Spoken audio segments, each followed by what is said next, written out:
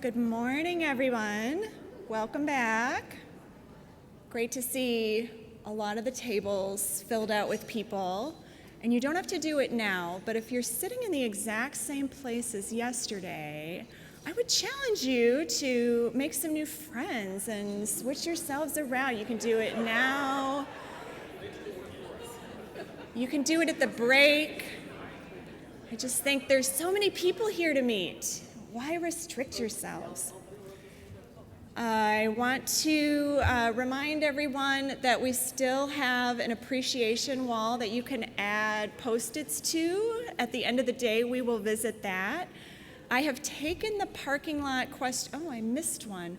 Maybe one of my helper program officers, Dennis or Madison, could grab the last of the parking lot yellow stickies and bring it on up here. We're going to cover those in a moment. We will have a longer break this morning from 10 to 10:30. That's for checkout because we know that takes some time sometimes. If you have a bag, most of the bags have found their way to the back of the room, but if you're sitting with yours for some reason, feel free to take a load off and put it in the back. We are going to start by revisiting some of the parking lot questions that have come in. And I don't think our colleague Emily is in the room. We were told our ORE colleagues are going to do some other activities this morning. But the first question that came in was additional examples of physical infrastructure. And I'm just going to look around the room. I want to see, is this in relation to Emily's presentation? Yes? Okay. I am not the greatest translator of their work, but my understanding is, they would be looking at physical buildings. They would also be looking at things that we cannot fund currently, like laying of fiber. Cyndee Landrum is nodding. I feel like I'm in good graces here. So like the trenching and the digging to get the fiber into the ground, that kind of stuff. I do not know if there's more, but we can certainly get some better answers and get back to you on that. There's another question that came in about, are there templates for the new certification requirements, which I believe are in relation to yesterday's uniform guidance presentations. If this is in relation to the new language that you saw on the slide yesterday, I don't know that we're going to have templates for that, but the language is there. And certainly as you all are resources to each other and develop templates that you're using, we have seen myriad examples of people asking the listserv if they could send their templates and people saying, sure, here's mine. So we would encourage that kind of resource sharing as you get your materials up to date. Does the change in the uniform guidance, this one we clarified yesterday, but we'll say it for the good of the room. So the change for the uniform guidance for subrecipients to certify, does that apply to applying for funds through a letter of intent? We clarified this kind of in a conversation yesterday. This would not be necessarily needed because there's an additional process that these subrecipients go through when applying for funds, like actually applying for funds. The letter of intent is sort of a precursor to that, and so we said, no, you don't have to get this certification statement then. Just go with the application of funds, the application for the award, the application for the funds that they want to receive from you, and the reports that they submit to you. Those would be the 3 times to get that certification. All right, next question. I was going to maybe toss this to Madison or Dennis if they have a microphone nearby, but I don't know if you are in microphone distance. What is the best way to get feedback on the SPR, specifically how well we're filling them out?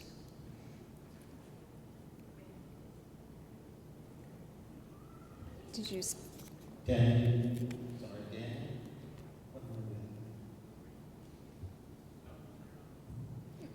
Good morning.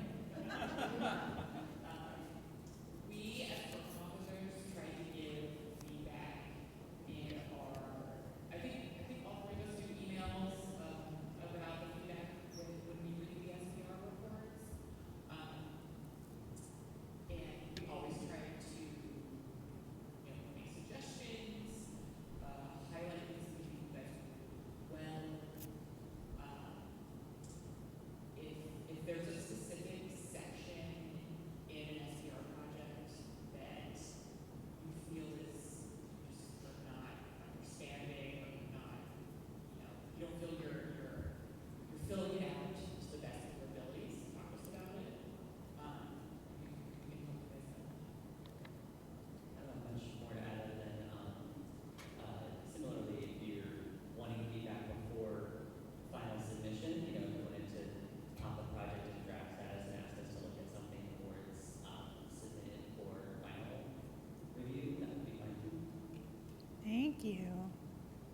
right, great.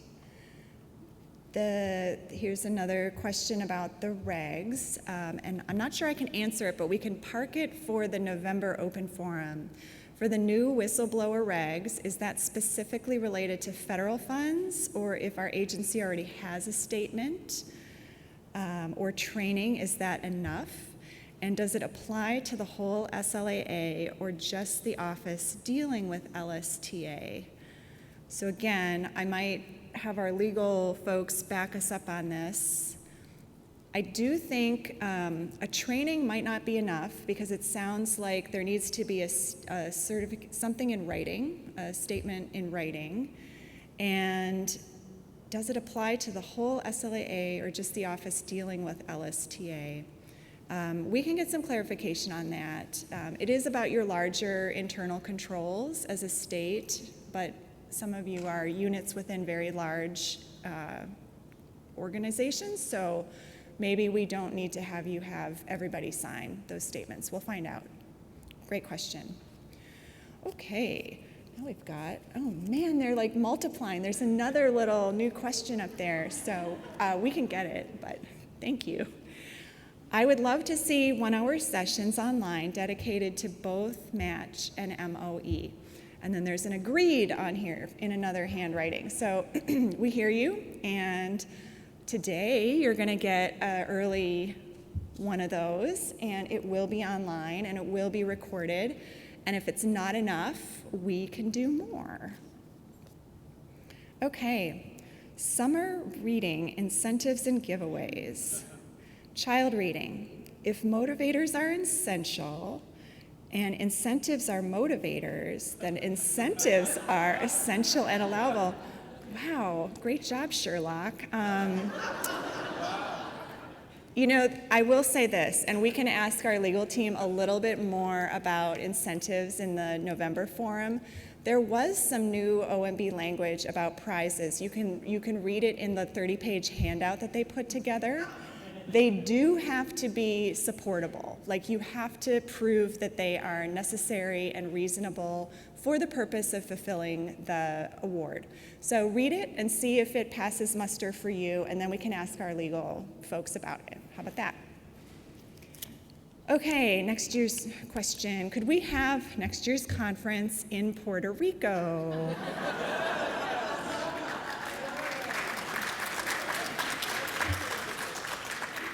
It is on the East Coast. It is. It is also in the hurricane high season of when we are now having our conference. So we will take that under advisement.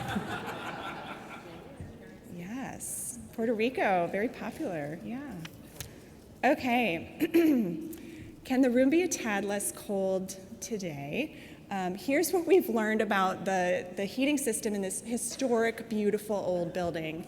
It's all or none, people. It's like, it's either on and you're cold, or it's gonna be off and you're gonna be a little warm.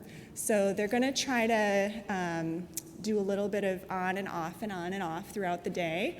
But if, as you feel yourself getting too cold or too hot, you know, Matt Burdetsky is willing to hear your plights and will try to make adjustments as needed. He is the man of all abilities, including keeping our temperature the way we want it. Okay, last question. The people deserve to know, is this hotel haunted? Is this hotel haunted? Ooh. So I actually have a little fun fact today. So the Hilton Milwaukee City Center, originally known as the Hotel Schroeder, opened in 1928, and it's rumored to be haunted by its founder, Walter Schroeder. Guests report eerie feelings, malfunctioning electronics, and objects moving on their own. Despite officials' denials, stories of Schroeder's ghost sightings persist.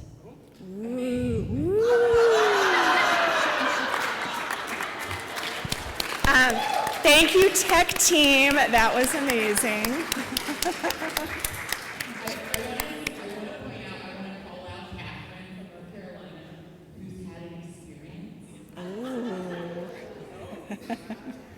So the first night, I was watching TV, the channels started flipping, while you went all the way up, I couldn't turn the TV off, had to turn it on maintenance, they replaced the remote so that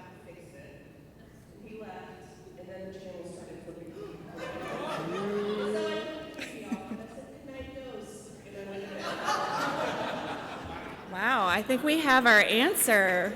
Thanks, Catherine.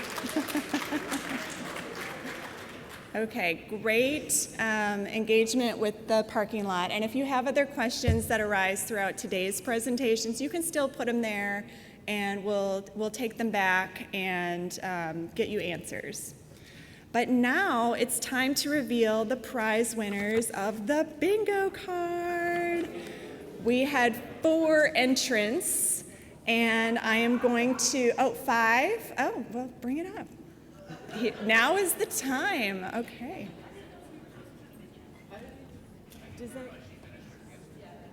Do we have any others? Okay.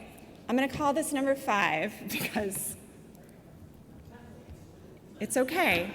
It's okay. Okay, so sorry to bring you back up here, Wendy. In fifth time order place, Wendy Copeland. You get a cheese, because we had a few more of them.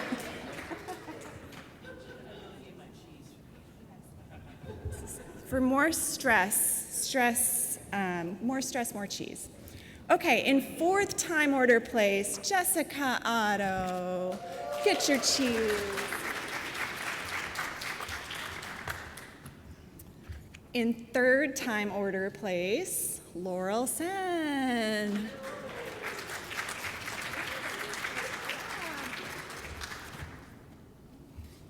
In 2nd time order place, Danny Capel, North Dakota.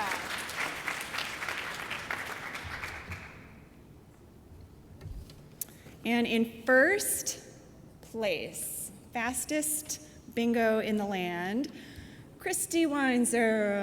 Woohoo!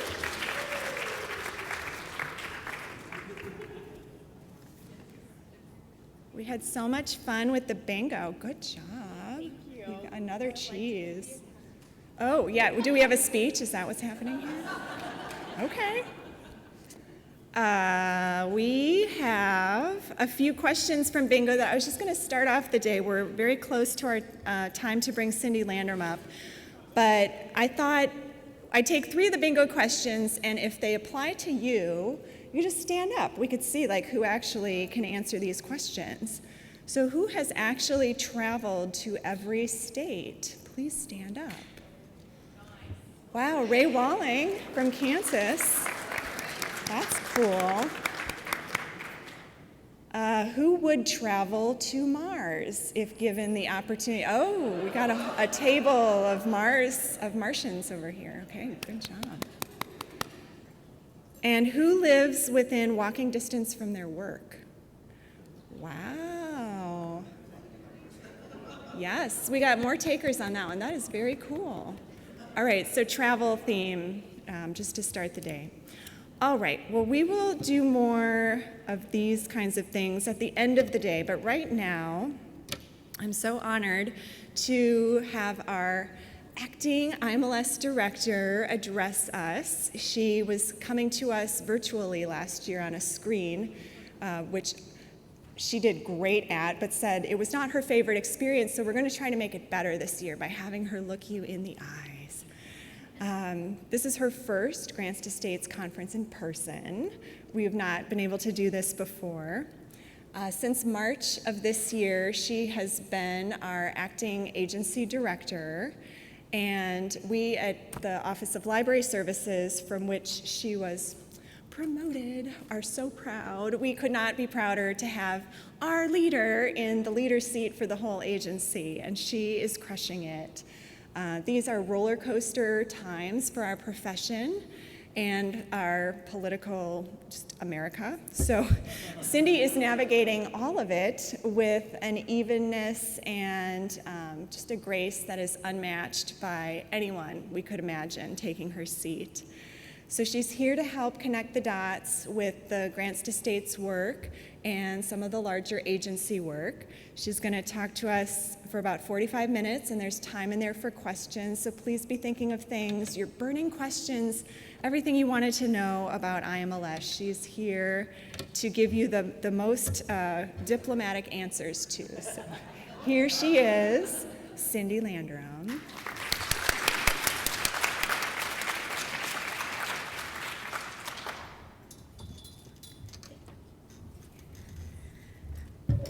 Hello, everyone, and thank you, Terry. I may be crushing it, but I just need to let everyone know that thanks to Terry and Anthony Smith, they are holding down the fort in library services, and it makes my life a lot easier, and we just have a wonderful team.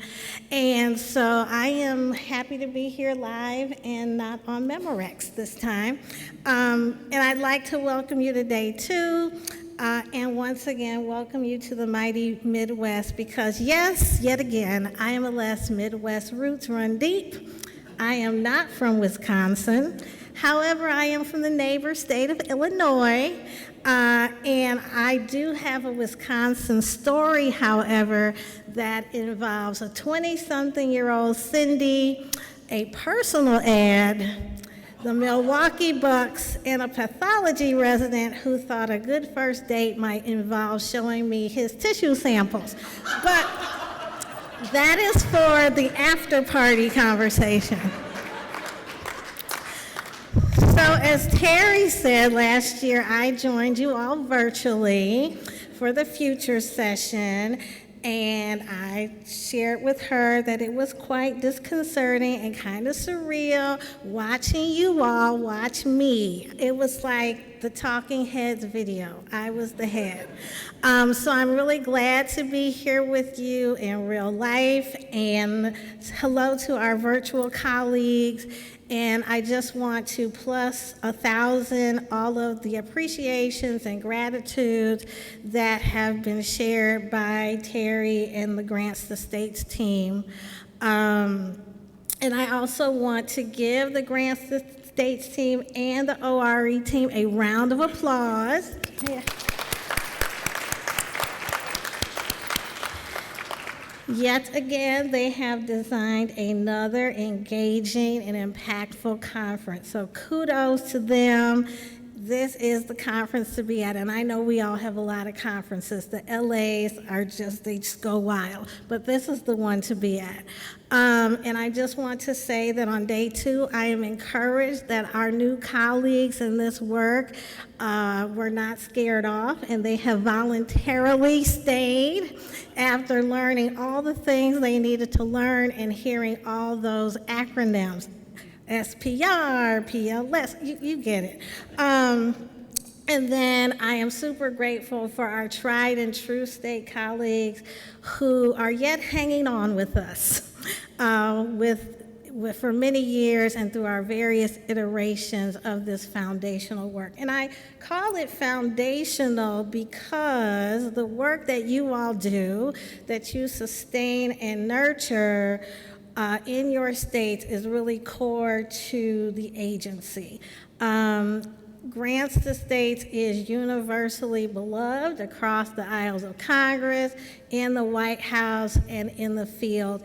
And I like to think of it as the pillar of our agency.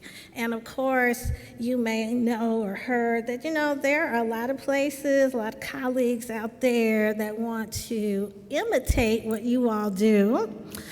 From our colleagues on the museum side and some of our peer agencies. But as the saying goes, often imitated but can't be duplicated. And that is because the state library administrative agencies are really a key lever in the funding mechanism that advances the work of our field, and you do it in such a way that uniquely meets the needs of your communities. And I would say that as someone who's been involved in my career in a lot of collective impact work, this is probably one of the truest and best examples of collective impact that I have been involved in. And that impact is felt across the nation and, of course, across the agency. So you have heard from our colleagues in ORE about the agency learning plan and the infrastructure study and the ways that IMLS is using and trying to make impactful research investments in some critical areas that can help and and inform how we make additional investments in grant making and policy. And so this morning, I'd like to share with you some of our agency-wide initiatives and business that you probably have heard about. I know when Crosby was here, he shared a lot about some of these initiatives. And in this transition, I'm sure people may be wondering, like, okay, so what happens with those when the director changes?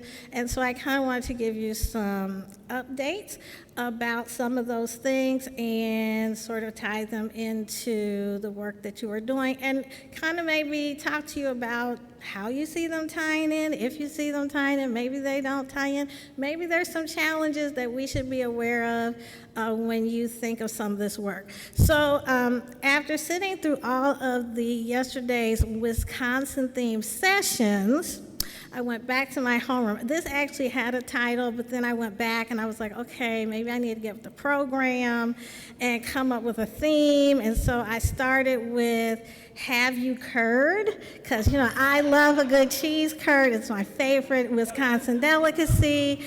And then I thought about looking a cheese head, but then I am originally from Chicago, and I would be disowned by my Bears-loving family. And then, of course, we saw a lot of the Fonz, loved the Fonz. We all had the Fonz crush when I was a kid. But, you know, there is another important piece of television that was rooted in Milwaukee that we have not talked about the whole time. And so, you know, I played with Laverne, and surely you want to know. But in the end, I knew that I was no match for Emily and her sweet baby, and so I decided we're just going to go with the road to 2026. Just keep it simple. So I wanted to really talk about the road to 2026. Many of you know that 2026 is a seminal year. It marks the 250th birth of our nation, also known as the semi-quincentennial. And since we've been talking about the semi-quincentennial, I will say that in 2024, I finally can spell it without having to look it up. I'm still working on the saying it about 5 times fast. That we haven't gotten there. But it also marks the 30th anniversary of the establishment of IMLS. And so between now and then, a lot has been going on and happening, and that will inform 2026 and beyond for our agency, also for you. So we're going to do a little going back to the future, and we're going to start with the semi-quincentennial and weave through some of our initiatives and what I will call momentary indefinites that you probably heard about, maybe you're thinking about them, and for which I have some really good updates and some for which I will be honest, I probably don't have good, clear answers, but we should all be thinking about them. So I'm going to start with some of our agency-wide initiatives that you probably heard about quite a bit. One of those being the IMLS semi-quincentennial work, or what they call out in the world America 250, what we have called at IMLS 250. So for those who are not aware, a little context, back in 2016, a bipartisan committee was formed to start to think about how the nation would celebrate its 250th birthday. And probably sometime around 2019, 2020, there was this, I'll call it a call to action, if you will, for all federal agencies to really think about how they might recognize the nation's 250th birthday. So under Crosby's direction, because you know Crosby was a historian, many of you heard him talk about the semi-quincentennial and its importance, was really inspiring and in directing the agency to think about how we might begin to support the field, support our internal work in terms of how we wanted to acknowledge the 250th birthday of the nation with all of its celebration and complexity. So we gathered, and he came up with some input from some of us. IMLS 250, all people, all stories, all places. And the idea of this is to support a more full telling of the nation's history and ensuring that we are not only celebrating and acknowledging the things that we know about, but recognizing that in local communities there are important stories and narratives that are either untold, need to be uncovered, or maybe have remained unseen. So, and that really shapes our full American story, but that it also is a way to spur civic engagement in community, civil debate, but also celebration of the nation's birthday. So if you didn't know, we really have changed our name. We are no longer just IMLS, we are the award-winning Institute of Museum and Library Services now. Because in the last 2 years, we have partnered with PBS Books, and one of the initiatives that grows out of this semi-quincentennial work is the web series, Visions of America, All People, All Stories, All Places, in which we partner with our friends at PBS Books. And this series, the first season, if you watch it, it's on YouTube, you will see Crosby traveling the country, visiting places and working with scholars and talking to scholars about stories that maybe you kind of know about, maybe you heard about them, maybe you didn't know. For example, we all know about Ellis Island. We know that is the welcoming of people to America, to our immigrant communities. But what many people do not realize is that there are Ellis Islands all over the country. You know, there's the Ellis Island of the South, the Freedom Tower in Florida. There's Angel Island. And so Crosby went to Miami, and the Freedom Tower is on the campus of the Miami-Dade College, and he met with the president, and he talked with immigrant families and people who have significant history in that community that is related to Freedom Tower. And he went to a variety of different places, talked to a lot of different people. It was very exciting.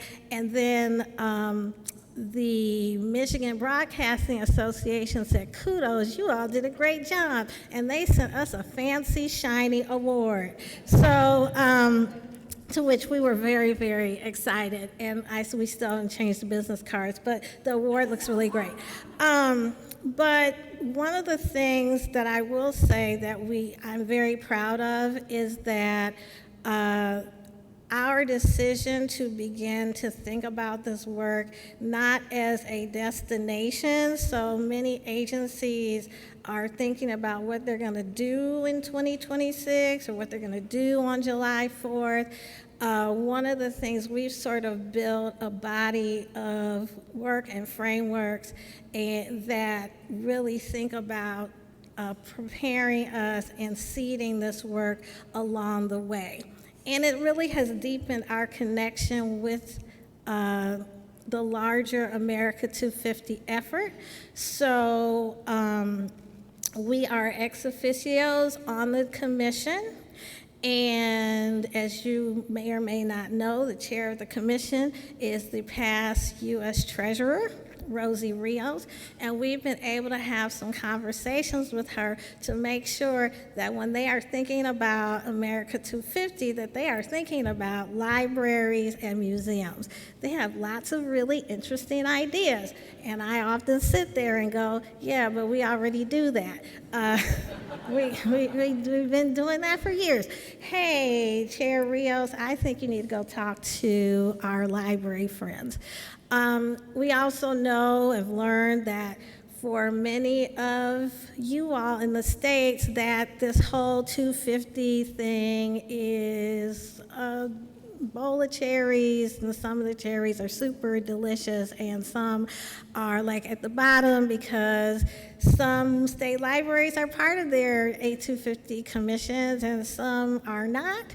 And so we recognize that that is an opportunity to amplify and elevate the libraries, state libraries in particular, but libraries in general, as a critical part of the America 250 effort in communities and in the nation.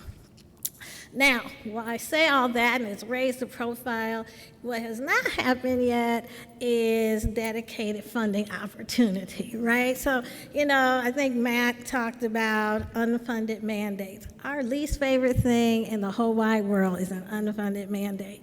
However, what we have been able to do is fund a few pilot projects to sort of get the motors going. We definitely have elevated the semi-quincentennial in our discretionary funding, notice of funding opportunities, and we are starting to see some proposals that center the semi-quincentennial and are intended to amplify and elevate it. And then sometimes we just see good proposals that people may not realize that they match up with the semi-quincentennial, and so we're able to sort of elevate those and say, this is, we're telling a new story, or here's a story that needs to be told, and so we're gonna elevate that in the 250. I will say Congress has taken note.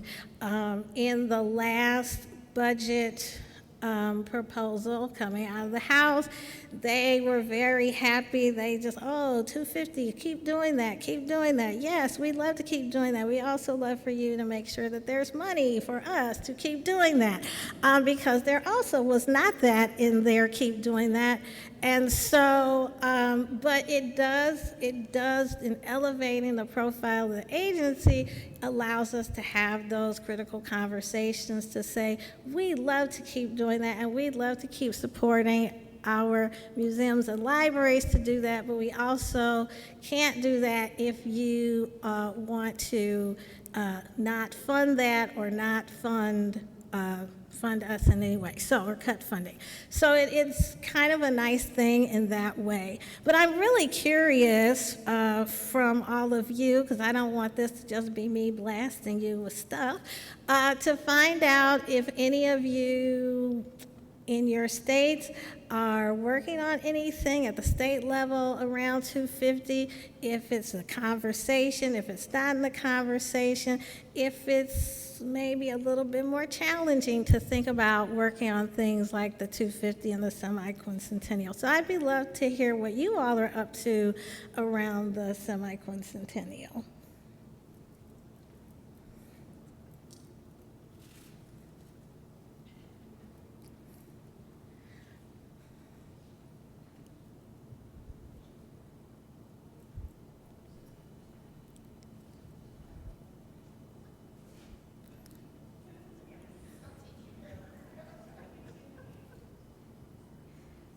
Excuse me, good morning. South Dakota is going to be doing the statewide reading challenge. We're going to start it on January 1, 2025 and carry through. Awesome.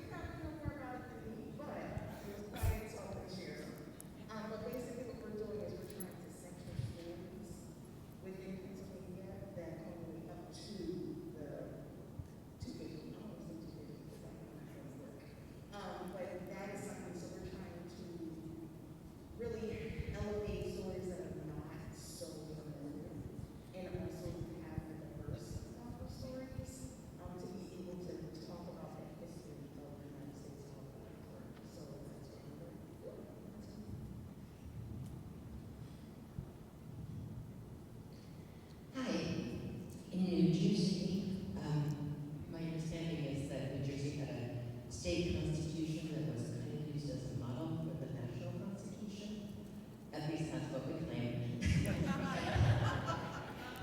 And we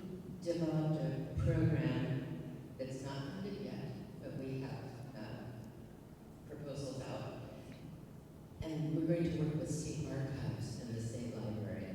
And there's no one that we know of right now who ever remembers the state archives and the state library working together. So we're really excited about it.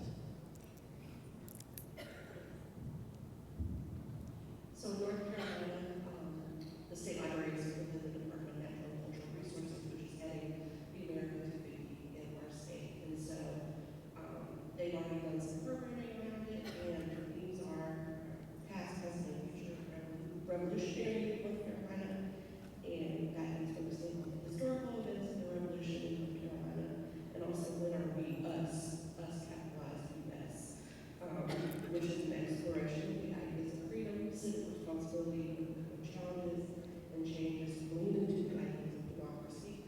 They're also running grant programs. They've already awarded a first round of grants. They're having an opportunity right now, so a second round of grants for community programming to be happening across the state. Representative is part of the Humanities Council's project as well. I was able to attend an event in Washington, D.C. about people sharing their stories, and I've been able to do some work with the Wyoming Humanities Department, I think it's councils, whatever, the humanities teams. And I was able to partner with someone from Archives a couple of weeks ago. We've been asked to use the bicentennial events as kind of a model, and looking back, it's very focused on history, and I've tried to really advocate for just kind of giving some new perspectives, and also talking about what is life like now at 250 rather than looking backwards only. So yeah, that's been kind of a an interesting journey, but I'm hoping that it's going to end up somewhere cool. Delaware Division of Libraries is also planning a project with Delaware Public Archives, starting with a wood guide. So in Vermont, we have a statewide commission with a budget, small budget, but yeah. We like a budget. Our commissioner, the chief of the Vermont Department of Libraries, is a participant in that. And right now, we're at the curating a book list phase, and we're making the books available through the department. And speaking of the challenge of finding new perspectives, so the commission gave us a book list that was very antiquated, and we are right now trying to freshen up that list and try to find different perspectives on the theme. I think we have time for one more. So I'm sharing this hoping I can get some input from all of you, but I was thinking that when I work at the public library, citizen toolkits, super popular. So I was thinking just buy sets of those for every public library and set up a little citizenship corner. And if you've done that, you know how it works. Thank you all for sharing. See, I told the 250, go talk to the state libraries. They are doing things that you should know about. So thank you for sharing all of that, and I will be looking forward to seeing how it manifests. I will say that it made my heart all tingly when I heard a lot about the archives and state library collaborations. That is so awesome. And to my colleague from New Jersey who said that's what they say, that we're the model, this leads us right into our other big initiative, which is information literacy. So, you just tell them prove. If they don't believe you, tell them prove it. Go find some resources. So as you may or may not know, the other sort of big ask from Congress to IMLS was to work on information literacy. And I believe that that ask comes from all the great work that you all do in your libraries and have done, we as a collective profession have done to really address information literacy, not just now where we believe that it is a challenge, but I'm going to age myself, but I can remember when the internet was being rolled out to the publics and being made accessible to everyone. And some of us were teaching information literacy classes, and we were using, excuse my French, crap, as an acronym to help people understand how to engage with and think critically about the information that they were engaging with on the internet. Interestingly enough, that was a very long time ago, and guess what? We are still trying to figure out how to help people do that, except now there is so much more information that people are confronted with when they are using the internet. And we all know as professionals that it is a challenge when you just have so much and trying to make sense of it all. So this is also a concern from Congress, and they tasked IMLS with figuring out how we might address this. They did give us some real clear guidelines about some things they would like to see. So one of the things they would like to see, bare minimum, was some type of website or other resource portal that people could access to support information literacy. The other thing was a task force. And so to that end, IMLS gathered its federal colleagues, about 15 agencies that have made an investment in information literacy. So CDC and NIH and Federal Reserve and FDIC and all of these federal agencies who are working in this space in their very sort of discrete areas. As you can imagine, information literacy is a huge pie to bake, and it has a lot of different flavors. And so initially we really looked at where could we be most effective, and there were kind of like a couple of areas.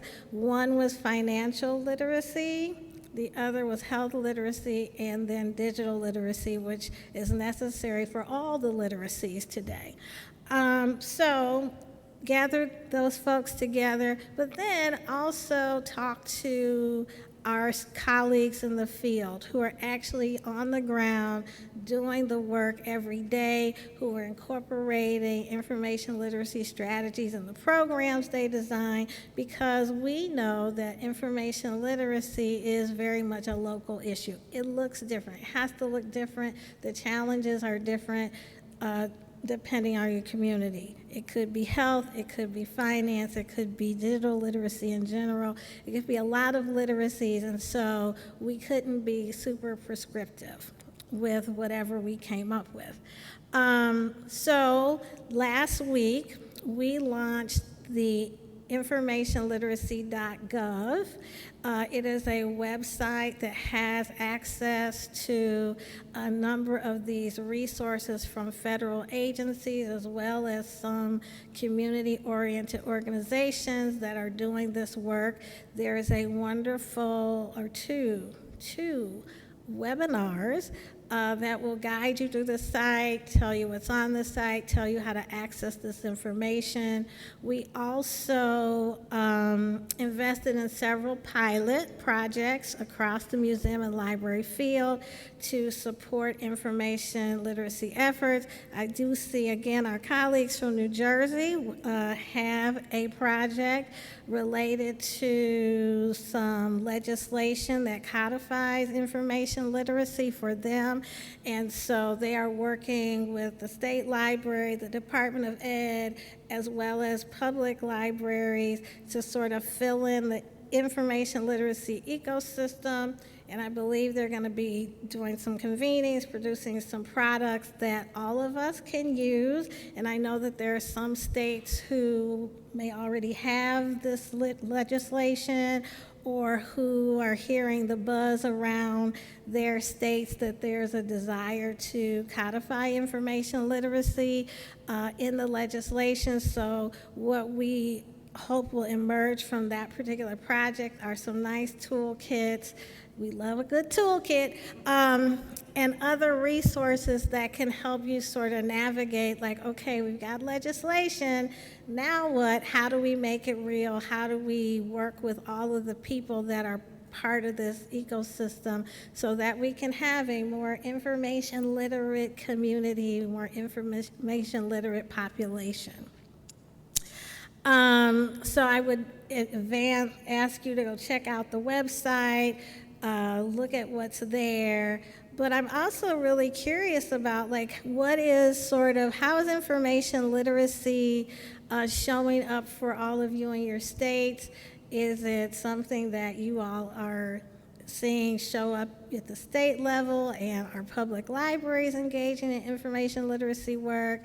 Is it sort of like, we're not really talking about it in my state, or it's a challenging topic to talk about because, it can be seen in certain ways, depending, as dictating how people engage with information. So I'm just curious about, is there any information literacy work happening in your state, or is there some that you would like to make happen?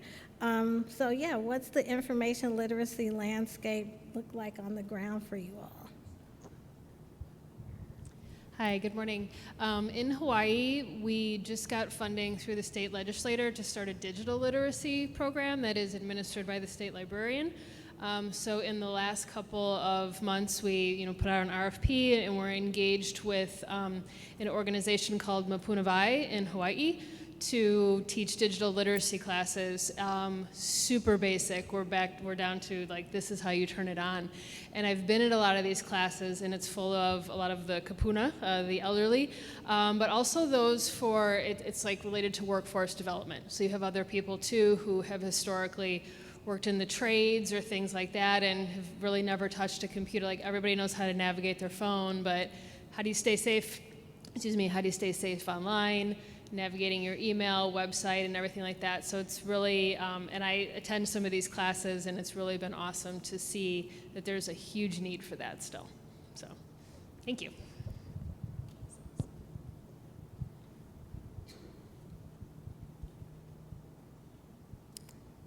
Thank you for sharing.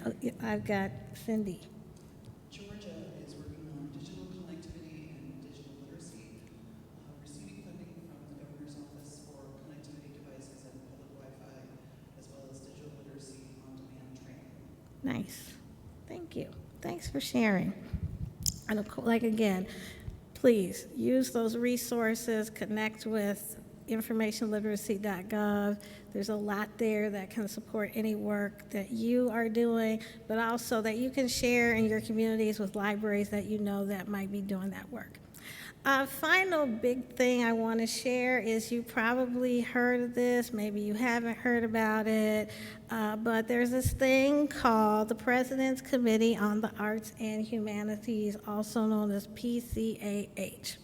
And if you're not familiar with it, it is a long-established committee of the president, and it brings together a lot of luminaries. I'll call them luminaries, aka celebrities, and to advise and academics. So not all celebrities, but sometimes celebrity academics too. But the intention is for them to advise the president and the cultural agencies, of which in this context IMLS is one, along with our friends at NEA and NEH, to advise us on matters of and activities in the United States related to culture and the arts. So in previous iterations, that's how I'm going to frame this, The committee was under the auspices of the NEA and NEH. Well, there was a brief hiatus back in 2017, and President Biden reconstituted the committee, and it was reconstituted under IMLS. And some people may be wondering, why would the Arts and Humanities Committee of the President be reconstituted under the Institute of Museum and Library Services? And I would say that museums and libraries are what harness and catalyze arts and humanities in community. We make them accessible to the people. So it makes all the sense in the world that we would be the ones driving the ship, so to speak, in collaboration with our colleagues.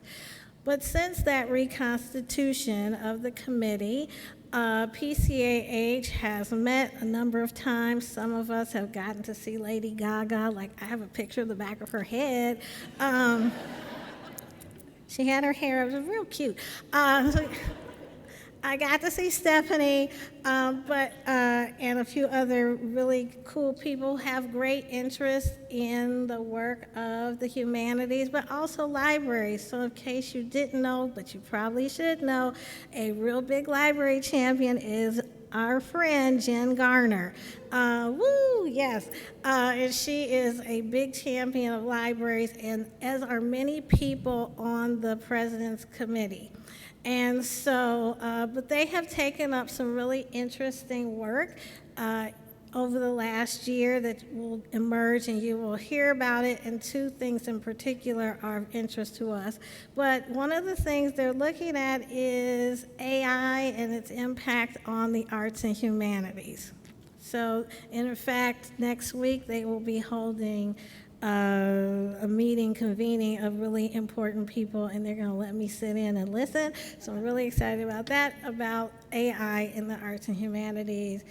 Arts in the public infrastructure, and the things that are most important to IMLS and libraries and museums are disaster response. So, you know, what are we doing when we have a disaster response and recovery, and the role and its impact on arts and humanities, and of course specifically museums and libraries from us. From our perspective, repatriation. So very interesting, we put that in the context of 250. You know, archives, museums, even libraries have artifacts that actually we do not know the province of, or we do, and maybe we need to, there's some negotiation to get them back to those to whom they belong.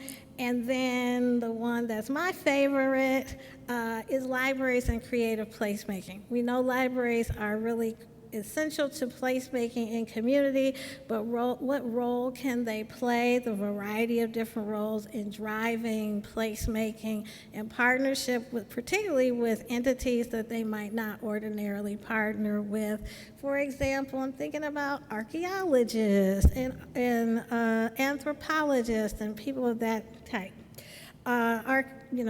Architects and things, and those individuals. So the result of all this work will be some convenings, pilot projects, other activities, and some products. Again, I'm going to use our favorite word. Guess what it is? Toolkits.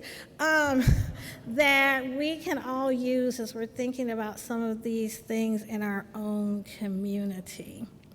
I don't have a ton of time left, but I did want to field some questions, because I feel like there's probably a lot of questions related to IMLS. So I'm going to answer one right off the bat that I know is swirling in all of our heads, because it's really swirling in mine. And when are you going to get a new director? And the answer is, we have yet to hear much on that front. You know, it's like everything else. There's whizzing and buzzing, and then sometimes nothing. And I don't know, the White House is a little busy right now with some things. And so at this moment, you all are stuck with me for just a wee bit longer. I have no idea how much longer that is. I'm thankful that you all clapped, because you could have gone, So I have no definitive information to offer, but as soon as we know something and we think, and there's a name floating around that we can announce, we will be happy to let you know. And just because this comes up all the time, if you're not familiar with how all that process works, the president appoints the director. The legislation says that we have to switch back and forth. So we're lucky to have Crosby for 4 years. He's from our world. And now it is the museum's turn. So no, they cannot appoint me. So the museum will turn to have their director. And so that is sort of the pool of people that the White House and the president will be looking at when they decide to fill this role. But I'm happy to take a whole bunch of other questions if you have them. And I'll do my best to answer what I can.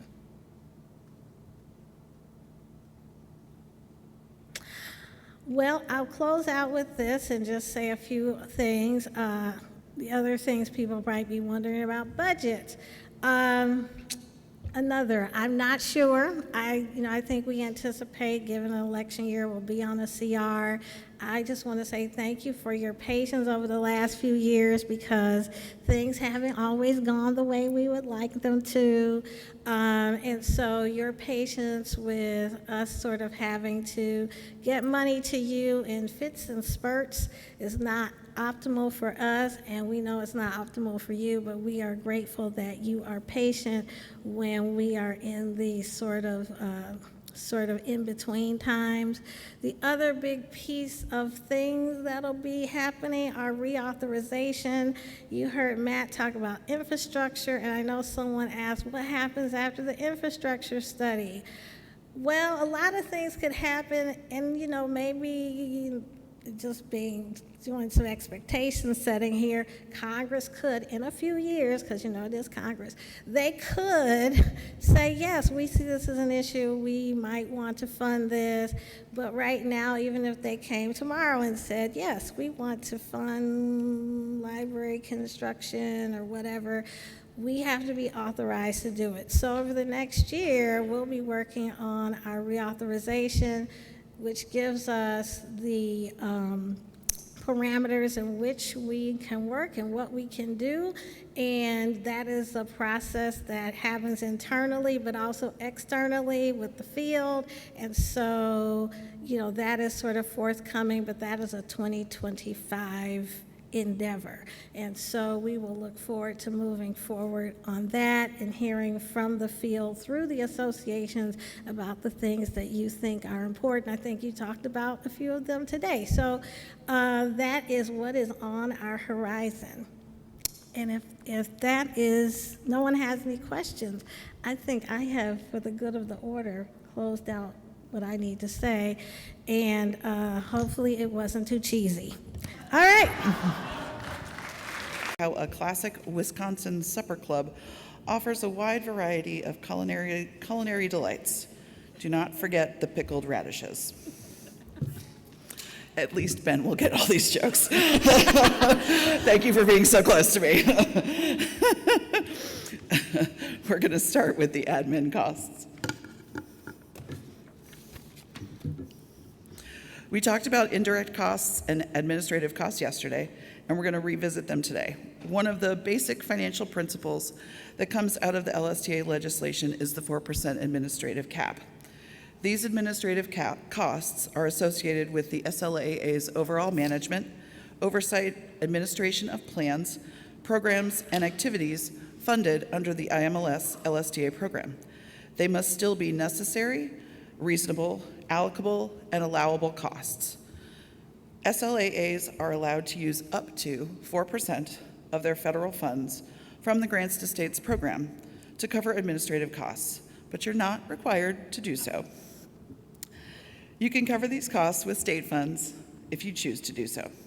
Per the statute, some types of admin costs could be any of the following. Personnel costs within the LSTA program. Typically, it's the LSTA coordinator position or the state librarian or the consultants or the associate state librarian. Prorated staff time for personnel not working full-time. to LSTA management and administration, travel expenses to carry out the management, oversight, administrative activities of the LSTA program. Thank you for coming. Financial management costs, including audit costs for the LSTA program. All indirect or facilities-related costs, such as rent, maintenance, utilities, and security incurred at the state level. The State Advisory Council on libraries, other advisory councils or committee expenses, grant selection and award activities, and reporting.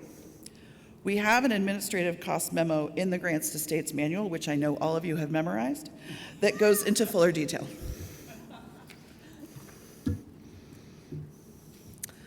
So, as far as the 4% administrative costs and the SPR are concerned, the state library-wide expenses for administering the LSTA programs should be reported in the administrative project.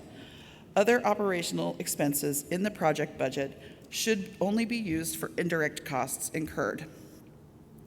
Do not report the same costs in both places. Indirect costs from non-SLAAs do not count against your 4% cap.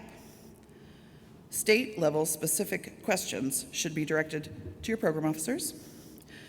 And remember, admin isn't a catch-all for all types of costs. The costs still need to be allowable. No advocacy, construction, food, booze, bourbon taste testing, those kinds of things.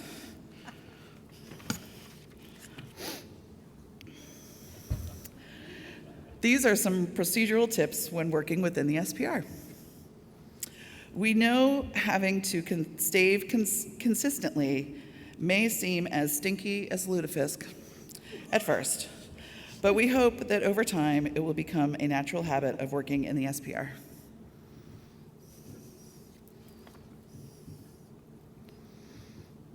And this is how an administrative project financial should look or could look in the FSR within the SPR. Be sure to save after making any of those changes, because we all know what happens when you don't save frequently. Stinky lutefisk.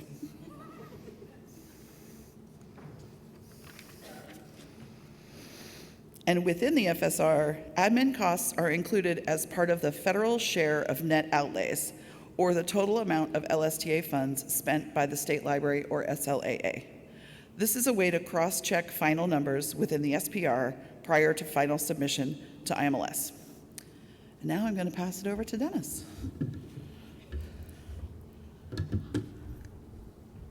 Look what I get to talk about. I'm going to talk about match and MOE. Hooray, yay. And I believe we, oh, applause. And we do have some time, we've baked in some time for questions and any need for clarification. So we welcome those. This can be quite thorny. Some of them might be great general questions for everybody, and some of them might be state specific, but just keep that in mind as we're going through some of these match and MOE concepts. So let's start with match first. Match is also called, depending on kind of the realm that you're in, it's also called cost sharing or non-federal share, and it's the portion of the project costs that are not paid by federal funds. And they support the LSTA priorities that are in your 5-year plan from, and like it says, non-federal, state, or local sources. And in the match realm, the requirement is 34% of your total program costs. So unlike MOE, where there is more of a kind of ongoing average that's contingent on what you report year after year, the match requirement is like a flat 34% off of the award. So if I say all of that because if you happen to report above and beyond 34% matched in one year, it doesn't affect what's required in the subsequent year. It's still 34% of what you've been given. But if there any reason you cannot meet your match, we do ask that you notify us immediately. We'll talk a little bit later about the implications of missing match compared to missing MOE. But this missing match is more time sensitive than missing MOE. Yeah, so more about, and again, we love a good U.S. code reference related to where this is coming from. But again, just to reinforce that this is not being kind of dreamed up by us within the agency, and it was something that we're carrying out. It's a federal requirement. And so maintenance of effort, as I kind of hinted at, compared to match, is the spirit of it is more to ensure that there is a maintenance of a certain level of state expenditures for library programs. And unlike match, where it talks about other sources of support, this is specifically state support. Local funds or other things do not count toward MOE. And again, the requirement and the purpose of it is to ensure that federal funds enhance rather than replace state funds. The goal is to help do as much as we can to ensure that there is a solid foundation of state support, running and supporting the state library, and the federal funds, again, enhance, help with developing projects and things like that. And in the event that you do not meet MOE, we're required to reduce the allocation that would have been paid to your state if you fail to maintain a proper MOE level. If you were to miss MOE by a certain percentage, if a waiver is not approved, then that same percentage would be taken from your subsequent allotment. So in this case, the 2023 MOE that you'll be reporting would affect your 2026 award. So, I understand that this can be a difficult concept. We don't want to bog you down with all the details, much like this photo of a classic Wisconsin cranberry bog. Your program officer is always available to help you wade through your specific MOE questions. But all that to say, this is a critical excerpt from the MOE requirement, and it emphasizes all state dollars expended by the State Library Administrative Agency for library programs that are consistent with LSTA purposes. So I read all of those words very carefully and slowly because they all matter. The all matters, the expended by the SLAA matters, the consistent with LSTA purposes matters. And so, and then this exclusions are also very important. Capital expenditures, special one-time project costs, and similar windfalls. So it is broad, but there is also a lot of terms to kind of hold on to. If you have inherited a sort of a legacy MOE calculation, we just encourage you to kind of assess what you've always done and say, okay, are we excluding what we should be excluding? Are we including what we should be including? Oh, yes. So these are those purposes we discussed, and they are, I'm going to read every single one of them very carefully. No, I'm just kidding. There's a lot, and the purpose of these subsequent slides is really as a point of reference for you to go back toward, but the big idea here is that the LSTA purposes can be broader and more encompassing than perhaps the priorities that you have identified in your 5-year plan. So that's, when you're thinking about what state funds could be considered for MOE, they may meet LSTA purposes in a broader level, and they may not specifically support one of your projects related to your 5-year plan, but that's okay, because MOE is a little bit more of a broader state support as long as it meets one of these many LSTA purposes. So that was 1 through 5. This is 6, 7, and 8. And then 9 through 12. So there's 12 of them. And so again, if you're taking some time to carefully assess what's going on with your MOE, it's good to kind of reference these to think about the sort of ecosystem of the state support that's coming through your state library and think, oh, is this technically meeting LSTA purposes, and assessing that for your MOE. So here we are again with diagrams. Again, not wanting to bog you down, of course, but this is helpful because another interesting quirk, if you will, about MOE is that it's one of the few areas of financial reporting where there is actually potential overlap. And so this tries to encapsulate what we're talking about here. So you look at the LSTA purposes, that's the big category at the top. And then branching off of that, almost like a subset of the LSTA purposes, is the ones that you said you were going to focus on through your 5-year plan. So I don't think that any of your 5-year plans are covering all 12 of the LSTA purposes. Perhaps they are, but often it's more honed in on a few. And so that's why it's like a piece of it. And then underneath that 5-year plan, as you all, those of you who have intimate experience with the SPR, know that in order to report a project, you have to align it to one of your goals, which then aligns with the LSTA priorities.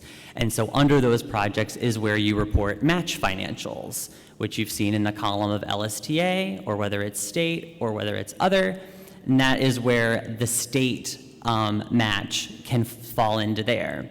And then at the same time, so there's maybe some state funds that are supporting a project or projects in the SPR. Those same state funds can also be counted towards your MOE. So it's one of those rare situations where you're reporting it here and you're also reporting the same number potentially over in the MOE field.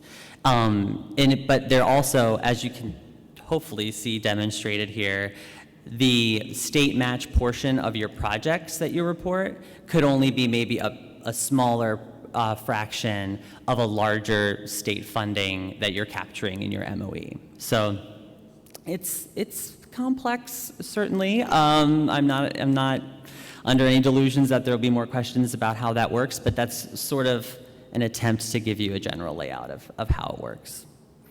And this is a little bit easier visualization, is the way it's calculated. So as you can see here, if you wanted to, on your own, test kind of your awareness of your MOE requirement, you could go into the SPR or even your own internal records and look at what you reported for 2020, 2021, and 2022, add them together, divide it by 3, and that average is your subsequent MOE requirement. A little bit of an SPR hack to do that without doing any math is you have access to your 2023 SPR right now. You could go into your financial status report and hit save, and that minimum will show up because we have it in the back end of our system also. All right, so we're going to take a brief lecture breather and get into a scenario. And I'm going to set the scene, set the stage for our scenario. Our maintenance of effort story begins with a conversation among LSTA coordinators from 3 states, East Asiago, New Swissia, and Old Gorgonzola. These 3 coordinators have been SLAA BFFs for a while now, and we join them in the middle of a virtual hangout as they prepare for their SPR report. Hey, besties. How's your SPR reporting going? Sorry, I rushed you. No, it's fine. It's okay, Betsy. Not too bad. The projects are just about finished, but I'm still working through the financials. I totally get that. There's always something I need to triple and quadruple check, especially that MOE figure. For sure. That reminds me to check out the financial status report in the SPR to see what the minimum requirement is so I can make sure I work my financials to match that number to the penny. What do you mean? You don't want to report too much over the minimum, or else you might have a hard time meeting the requirement if that 3-year average gets too high. Sure. I certainly understand your logic behind wanting to create a kind of safety net, but I don't think that line of thinking is in keeping with the MOE requirements. I have to agree with old Gorg over here. At a recent site visit, our program officer mentioned the same thing, talking about all means all, so we needed to revisit our MOE calculation to include entire categories of state funds that count toward MOE, rather than choosing portions and percentages that got us as close to the minimum as possible. Oh my gosh. Wow, I am so shocked right now. Okay, thanks. I'm so glad this came up. I'm going to reach out to my program officer and discuss this with her. Hey, that's what we're here for. And your program officer, too, of course. And now that we're talking about this, I'm realizing that it might be time to reconnect with our finance office to take a closer look at what we've always done. There are some new folks over there, and the figures they give me always seem logical and sound, but I'm not 100% confident that their approach is consistent. That is so smart, bestie. And sounds like a great way to be on the same page with your finance folks. It might be helpful to share some of IMLS guidance documents related to MOE, like the waiver guidance in the manual that everybody here knows about, to help give you and finance staff a common language to speak. Well, speaking of waivers, looks like yours truly is going to be heading down that road this year. I know. Yeah, remember the Lake Velveeta flood last spring? It caused widespread destruction throughout the southeast portion of the state, and we're still recovering from the financial losses. The only good news is that it seems like a pretty cut and dry waiver, so I'm thinking I don't need to worry about putting a draft waiver together and meeting that earlier deadline to IMLS. Well, I certainly don't want to tell you what to do, but I've heard that submitting a draft was very helpful to states looking for an MOE waiver. I agree. It doesn't guarantee you'll get a waiver or anything, but having an extra set of eyes to look over your draft can really help, especially because there's always going to be a certain context specific to your state that you may not realize you need to articulate to a larger audience. Wow, you both are right as usual. Lots for me to consider. I should probably review the MOE waiver timeline and plan accordingly. I'm so glad we had this time to chat. Same. Me too. Thanks, besties. And sing. The Lake Velveeta reference really didn't get much of a laugh. Lake Velveeta strong. We're going to continue to talk about MOE and talk about MOE waivers and recalculations. So apparently brandy old fashions are really big in Wisconsin. And just like you can get a brandy old fashioned with either 7-Up or club soda, you can approach MOE in one of two ways, depending on your situation. So I'm going to walk through the waiver process as well as recalculations. Now, the waiver is considered if you do not meet the MOE requirement at the end of the fiscal year in your SPR report, and you want to request a waiver to avoid the penalty. This only happens at the beginning of that calendar year after you submit that SPR report. A recalculation, on the other hand, is initiated by you, and it can happen anytime. And this occurs when you need to reassess what you're calculating in your MOE figures and want to get a new calculation on the books. As we've all mentioned, the statute says all means all with MOE, so you want to be making sure that you are counting all of those stable cost categories. So I'm going to cover the recalculation first. So once you look at your figures and you decide that it's best for you to recalculate, you will send a message in EGMS that has a cover letter that explains the reason for your recalculation and your updated cost categories. You'll also submit an attachment that shows your categories that you list and the figures that cover the current year as well as the 3 prior years. So it's going to be covering 4 years total. We do have an example of what a spreadsheet could look like. It's in the Grants to States manual. We have it linked here, and you want to make sure you check on the MOE expenditures tab there. Now, once you submit that message to us, we'll take some time to review it, make sure it looks accurate, and if we approve it, we will send you a formal confirmation letter. After that, we are going to go into the SPR and reopen those SPR reports in the corresponding year, so the present year and the past 3 years. And you may be still working on the present year. But yeah, we'll open up the past 3 years. You will go in, update the SPR numbers for MOE, recertify, and then we reapprove. Now, if you once you do a recalculation and you find that like 3 years ago, based on this recalculation, you missed MOE, we're not going to make you return funds from 3 years ago. This is just resetting that calculation with the new cost categories going forward. So now we're going to talk about the waiver, which is definitely more complicated. And please know that we are wedded to the statute about MOE waivers, and we have to follow them. In recent years, we have been working with our legal team to help distill it and simplify the waiver process.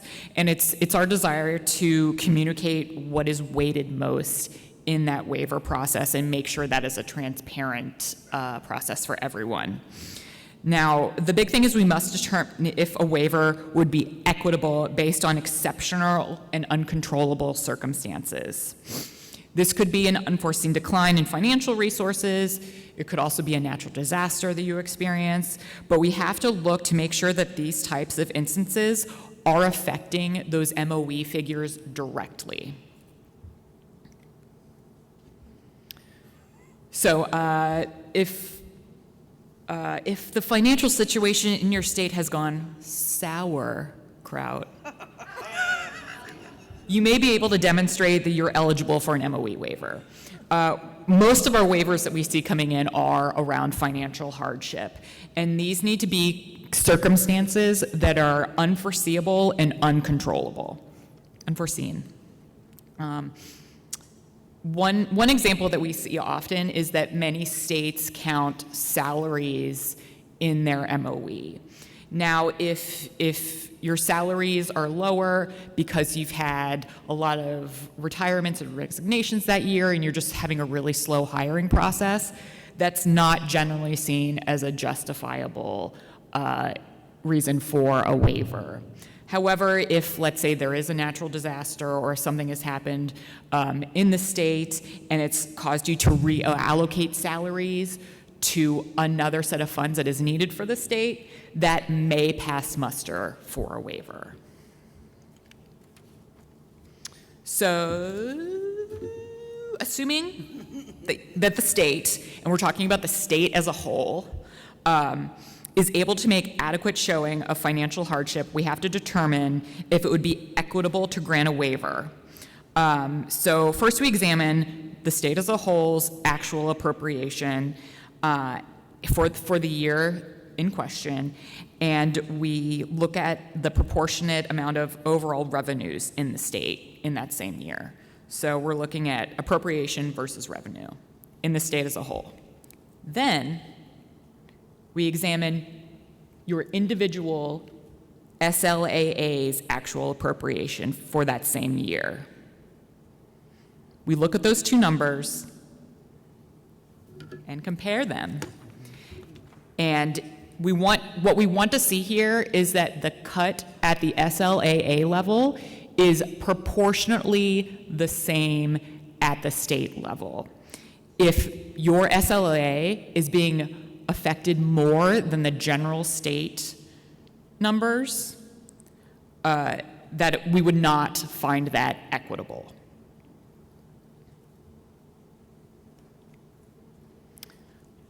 And what if a natural disaster hits your state? And sometimes it happens faster than cheese curds thrown into a vat of hot oil. Well done. A true act of God. What we want to see with natural disasters is that the fiscal year proximity is affected by this natural disaster. We want to see what is called a causal connection, that this disaster has directly affected the costs in your MOE. So, and as a result, your state is in financial decline. So you really need to draw a direct line from the disaster to the decline in funding. So what is important to understand is that the uncontrollable aspect of MOE is around the entire state. So not just within your SLA, but all these Swiss cheese portions.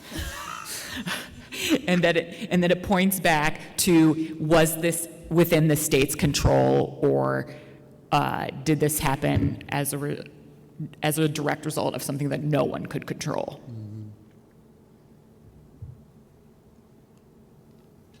So, not meeting match versus not meeting MOE, and Dennis touched on this a little bit. So, not meeting your match affects that current award, and there is no way you can waive not meeting your match requirement. Basically, if you find that you're not going to meet your match requirement, you have to notify IMLS as soon as possible. And what's going to happen is that you will have to return federal funds at the same percentage at which you do not meet your match. So if you miss your match by 10%, then you will have to give back 10% of that federal award. For maintenance of effort, it affects your future award. So if you miss your MOE, do not get a waiver, then the following grant year, the next award that you receive will be lessened, will be diminished, taken away, diminished, yes, at the same percentage at which you missed MOE. So again, if you missed your MOE by 10%, your future award will be 10% less. Yes. Now I'm going to pass it back to you. Fantastic.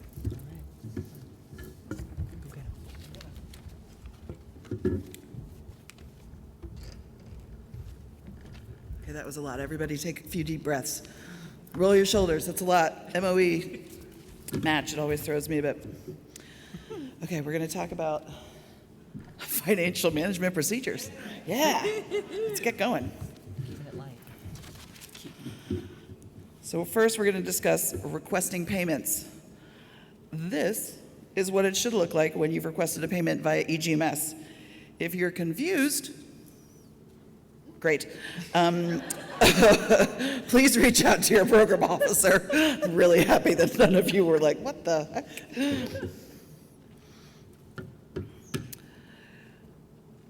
These are some suggestions when considering payments.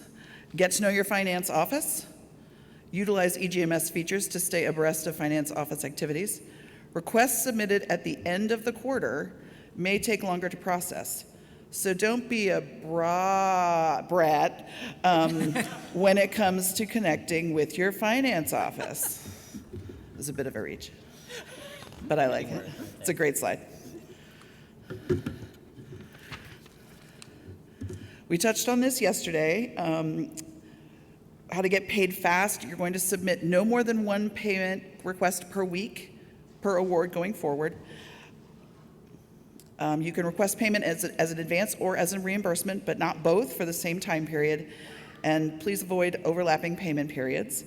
Know your award's end date. Don't request funds for a date that occurs after the end of your award's period of performance, please.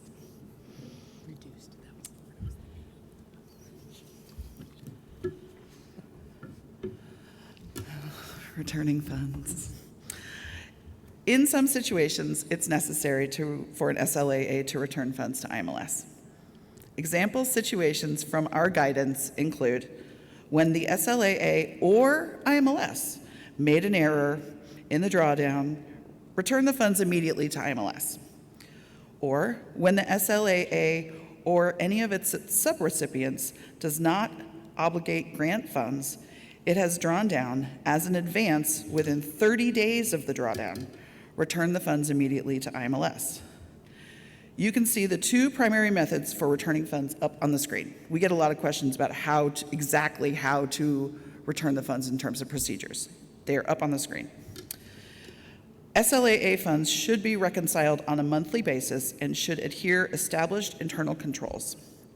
However, this situation may arise after an audit or when a subrecipient returns funds to the SLAA months or even years after an award's liquidation deadline. When the SLAA must return funds from a prior award year well past the liquidation deadline, return the funds immediately to IMLS. There's a theme here. For your grants to states program, we typically expect full liquidation. Since IMLS cannot reallocate unused funds, they go back to Treasury. They don't go to Dennis or Madison.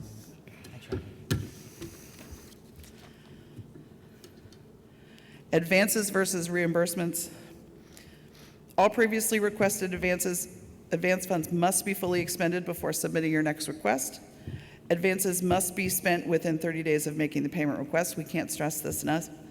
Notify us via eGMS Reach message when funds are spent.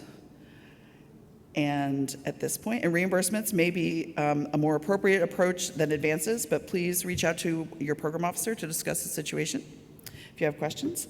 And at this point, I'm going to pass it back to Madison.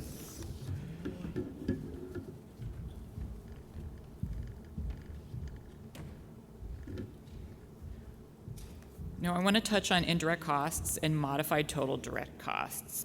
For those of you who grant subawards, your subrecipients are entitled to the de minimis indirect cost rate, which is more than that SLAA rate of 4%.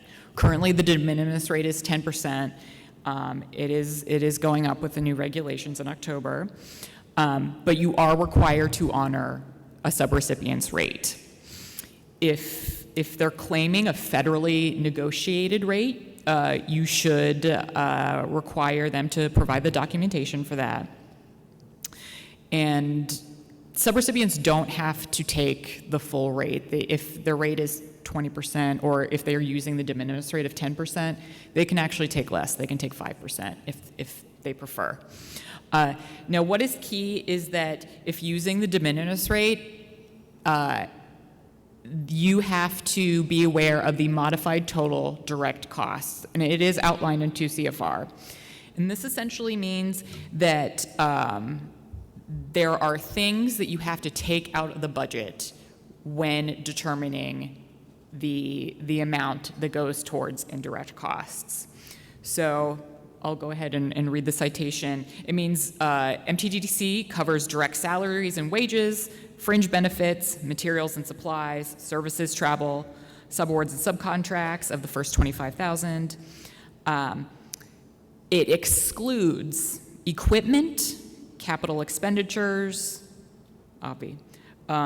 charges for patient care, rental costs, tuition remission, scholarships and fellowships, and participant support costs, and the portion of each subaward and subcontract in excess of $25,000. So when you are determining the indirect cost amount for these subrecipient budgets, you want to make sure that those exceptions are removed from the budget before determining the rate. A best practice, as I mentioned, is requesting that negotiated rate paperwork if they are using a negotiated rate that's higher than the 10%.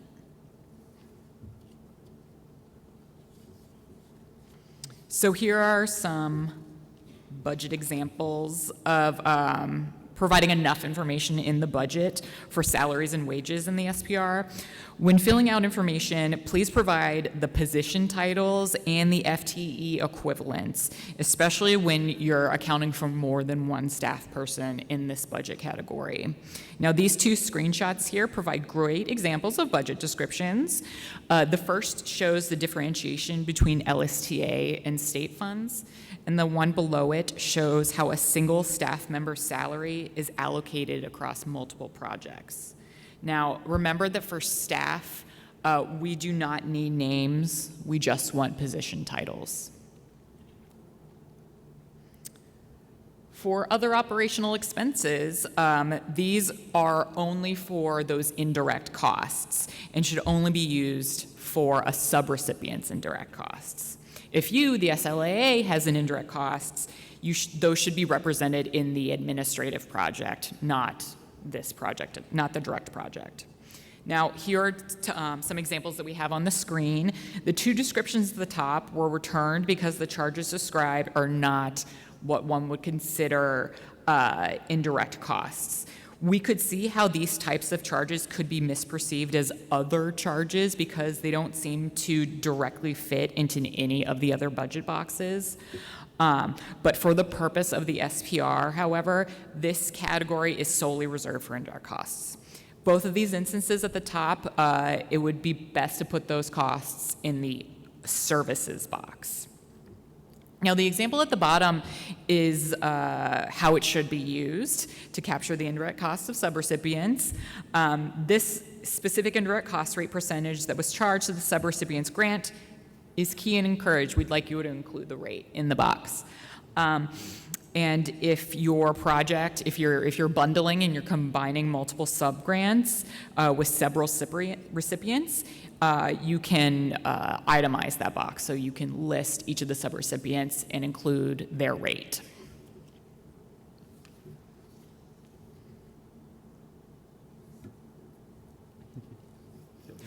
Yeah. I'm happy to do that. It's just one area, but it's something, I don't know, you can tell I've been doing this for a really long time, because when I read something this nice, it makes my day. And so I just wanted to and also speaking a little bit to yesterday's data presentation about how over time that the projects have become like more efficiently reported. And that has a lot to do with what all of you have done to aggregate and consolidate several subgrants into one place. So from a budget perspective, and all of our wonderful finance people here and the ones watching, we love you, thank you. For just a helpful sort of snapshot of what it could look like to summarize several subgrants in a concise way.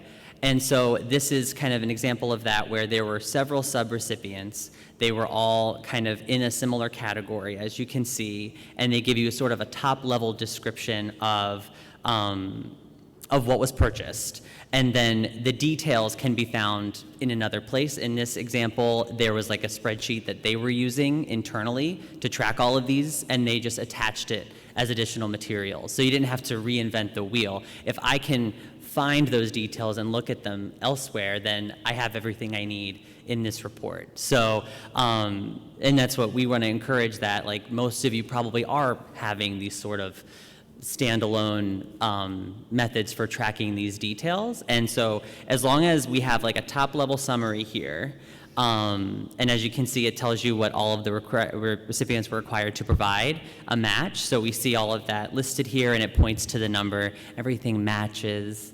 It's just wonderful. I went into that spreadsheet and I looked at all the details, and I could review that the equipment was all solid and reasonable and all of that. So yeah, this is just one of many possible examples for how you can not only aggregate the outcomes data, but also aggregating the financials.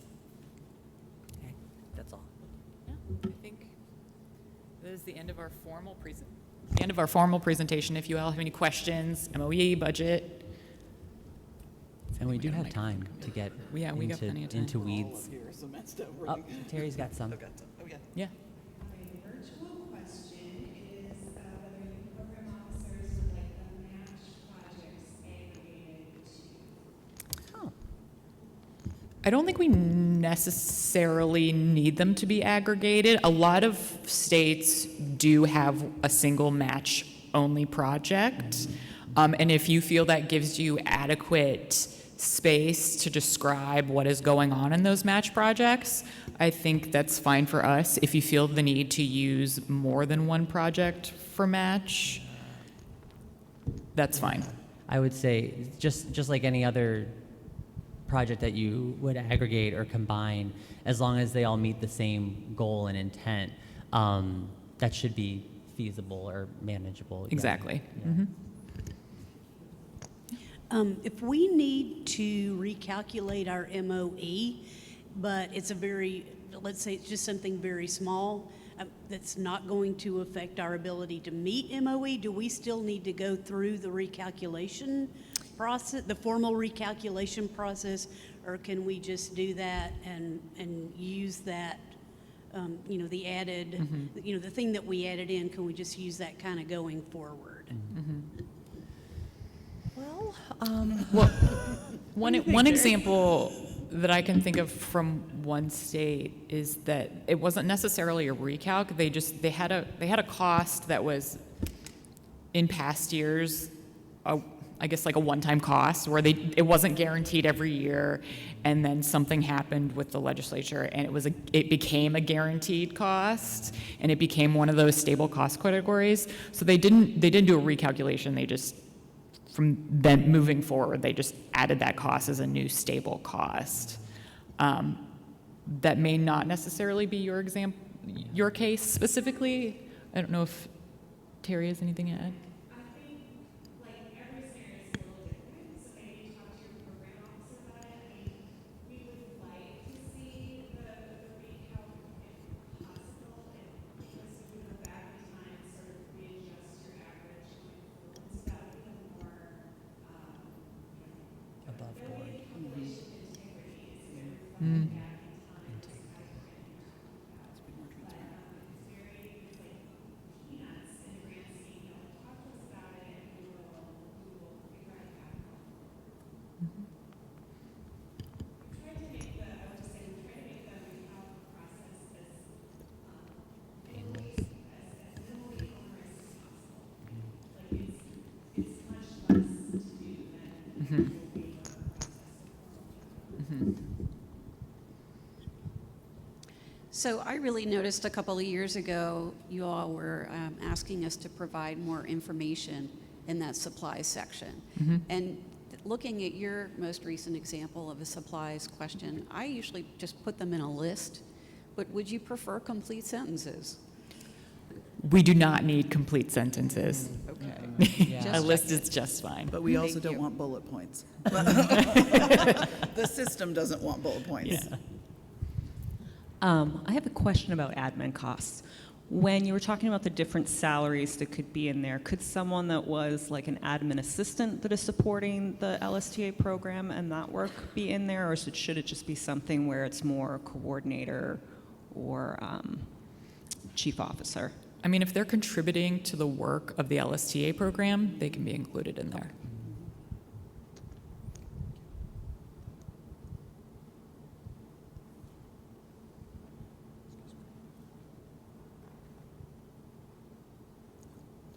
We've got another question, Matt.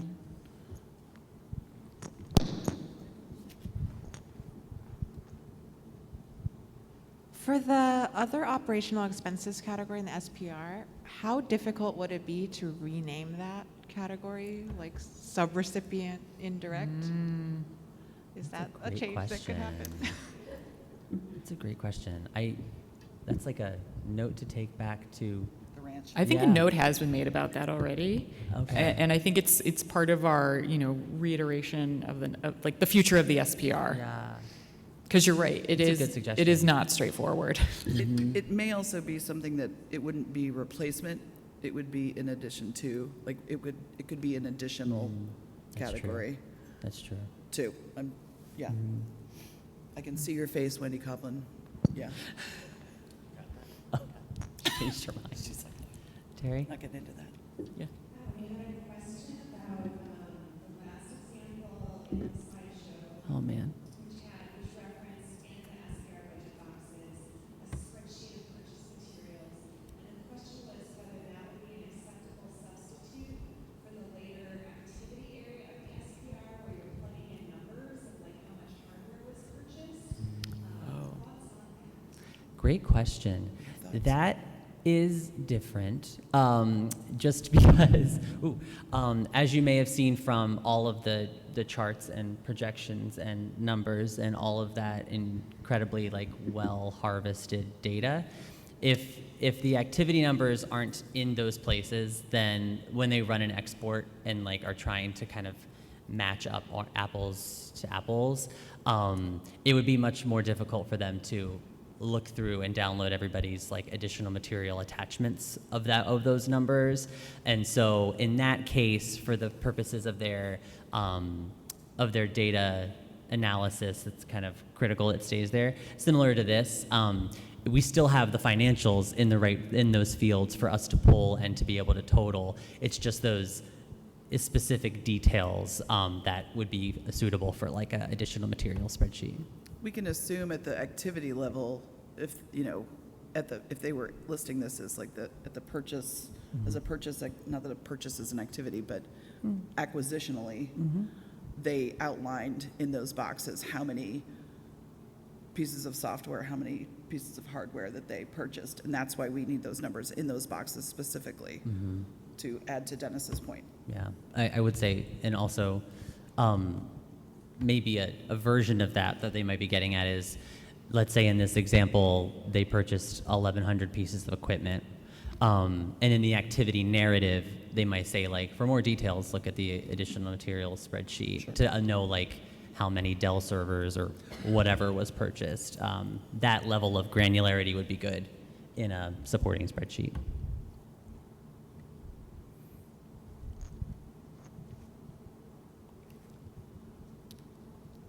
All right. Any other thoughts?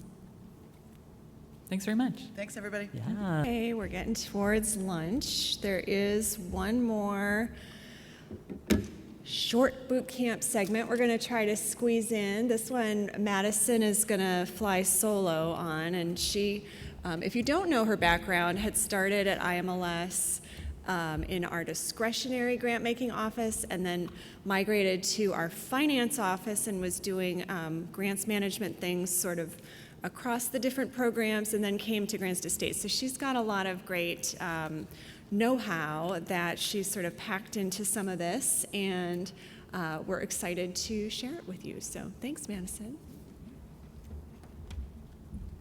Thank you. We're going to be doing a quick presentation on grant monitoring best practices. And monitoring your federal funding is a real critical component because it allows you to meet the compliance requirements that are listed in the federal regulations, and it also allows you to meet your project goals. It also helps us to, when we see what kind of monitoring you're doing, provide additional technical assistance and ensure that adequate controls are in place to improve accountability. So basically, internal controls are procedures and policies that help ensure funds are used properly. And 2 CFR 200 outlines that grantees must establish and maintain internal controls.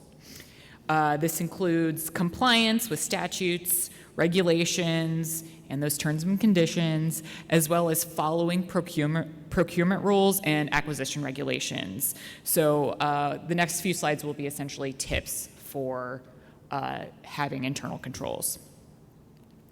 So good indicators that you have some good internal controls are timely liquidation of drawdowns, timely submission of reports, that you take care and safeguard assets purchased with federal funds, that you understand the required certifications and assurances and corresponding policies. So all those things that we mentioned yesterday that your authorized official or state librarian has to sign with every award, it's good to understand what they're signing. Know who those signatories are, know the chain of command, and you want to make sure that there are multiple levels of approval for transparency within your organization. Checks and balances within your group are good. So when it comes to procurement for states, 2 CFR outlines that you as the state must follow your state's procurement rules.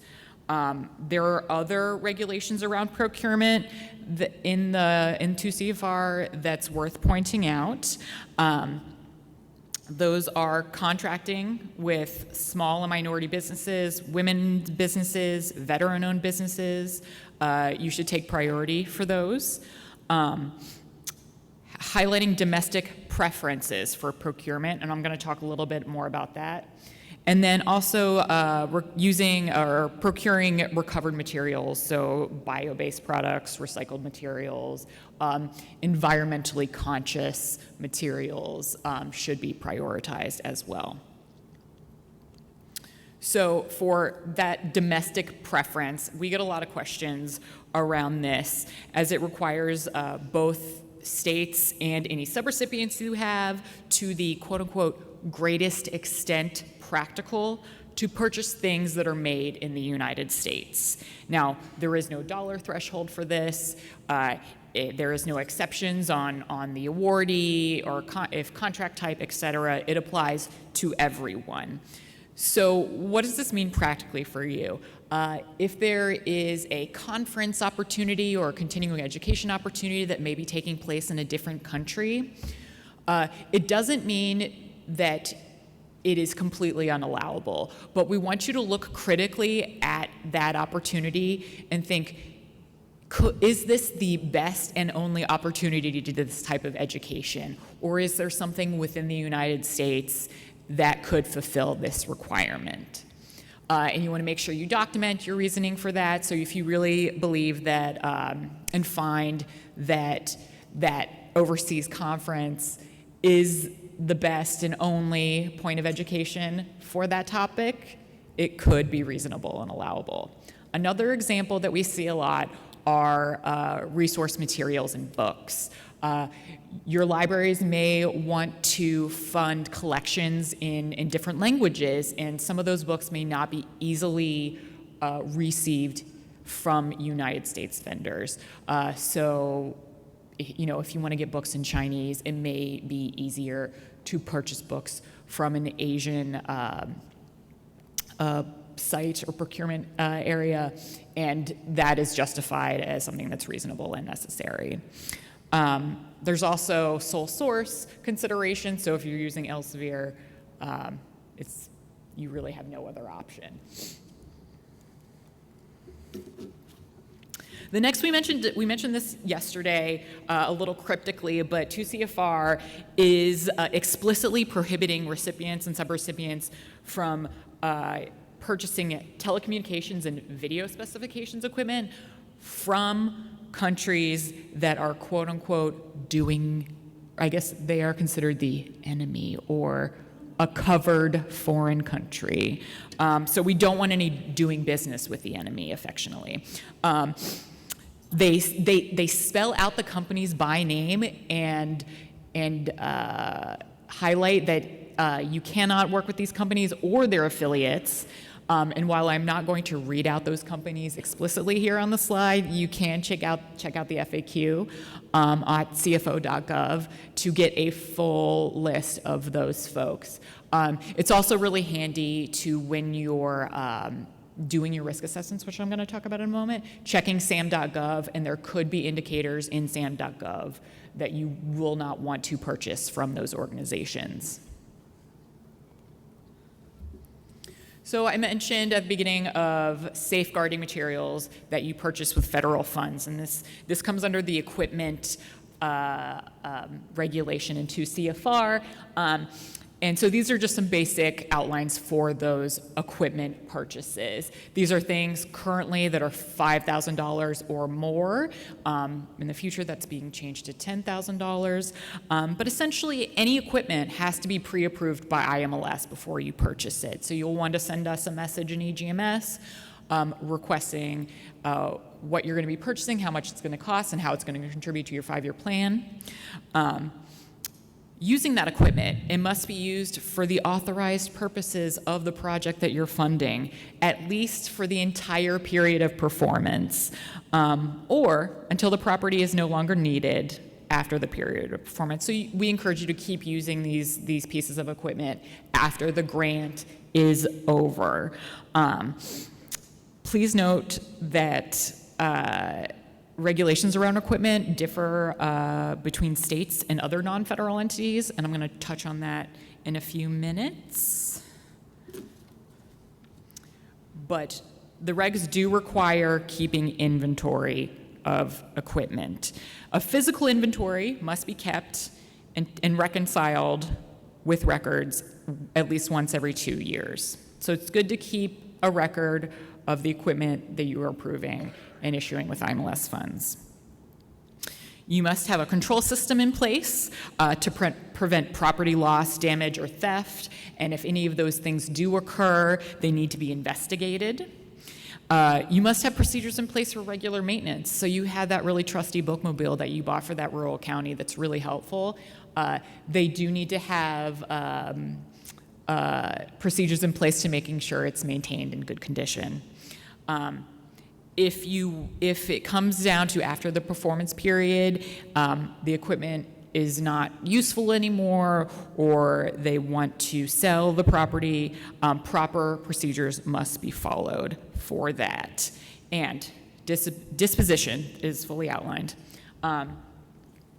When it comes time to dispose a piece of equipment, you want to first get an idea of its fair market value, its current fair market value. So if it's $5,000 or less, so it's no longer considered equipment, you or the subawardee can dispose of it however you like without any consideration to IMLS. If it is still valued as equipment, so over $5,000, you must request disposition approval to IMLS. Now, we're not trying to make this super hard for you guys, but it is a federal requirement. So what we ask of you is to present to us the plan of how you're going to dispose of this piece of equipment. So you could transfer it to another entity that could use it for a similar purpose. Could, like, for example, of that bookmobile, could another library in the area use it? Or if you choose to sell it, you need to tell us how you plan to use those funds that you receive in the sale. We generally encourage that those funds go to a similar purpose. So again, the bookmobile, you can use those funds to purchase a new one or to help with outreach services, just an example. So when it comes to equipment and subrecipients, you as pass-throughs, it is best to require that your subrecipient keep their own records of their equipment. And if you ever conduct site visits, it's good to ask to see those physical assets that were purchased. Check them out, make sure you record that you've seen them. And this includes both current and past federal awards. Other requirements for pass-throughs. So this is folks who are doing sub-awards. There are things both pre-award and during the award that you are required to do to ensure adequate monitoring. So when you're putting out your subaward opportunities, you want to make sure you provide clear requirements in accordance with the laws and make sure that your potential subawardees are aware of these. When you receive applicants for these subawards, you need to conduct a potential risk assessment for noncompliance. Things you could do for this, have you had previous experience with this organization? Have they had a good track record with their funding? Do they typically complete their projects? Are they successful with their projects? Have they ever had any audits? If you ask them, they should disclose that to you and you can find more details on the audit. Have they had new systems in place that have completely changed recently, or maybe they have a completely new set of personnel than in your past experiences with them. So these are things to consider when you're doing that risk assessment. As we mentioned several times, subrecipients must have a SAM.gov registration, UEI, that UEI number. It doesn't have to be the full registration that you as a federal awardee have received, but they do have to have that UEI. Also, you must honor that indirect cost rate. So at least the de minimis rate, or if they have a negotiated rate, you have to honor that, but you can require documentation for the rate.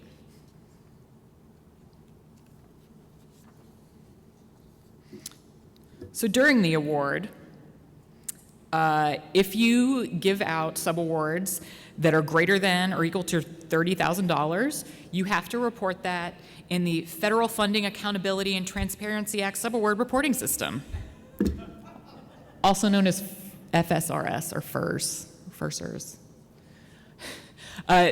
You only need to report these awards around the time of the award, within 30 days or by the end of the next month that you issued the award. You do not need to report anything after the award is over, just at that time of the award. It's good to provide training on the requirements of these grant funds and keep in touch with your sub-awardees, check in with them, have a good collegial relationship, have the same relationship that you have with us. And they'll feel comfortable coming to you with questions and concerns.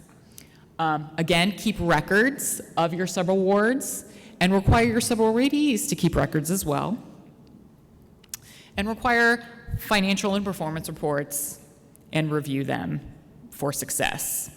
Now, if you find you do a risk assessment and you have a little bit of concern with awarding an entity some funding, but you don't want to outright deny them, you can require additional methods of monitoring on your subawards.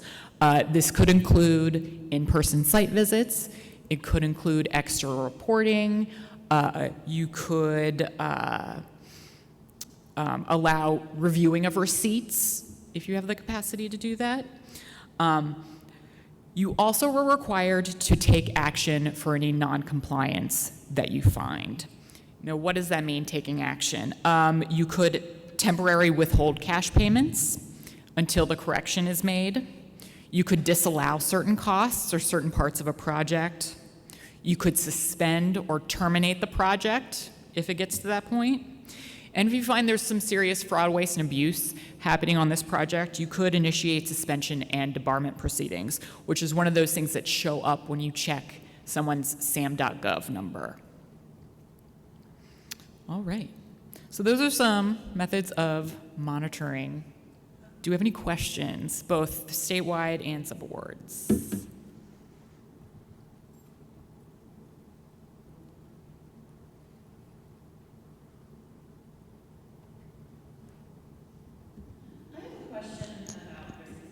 Mm-hmm. So we basically subaward to the same 48 local libraries over and over again, and our threshold for grants is always very low. Mm-hmm.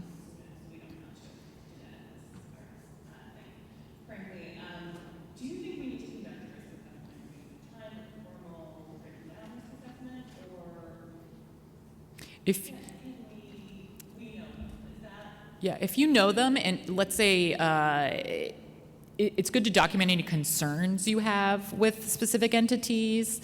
So if it's good to keep, complete and thorough documentation of the grant project. So maybe at the application process, you can make some note of maybe past concerns.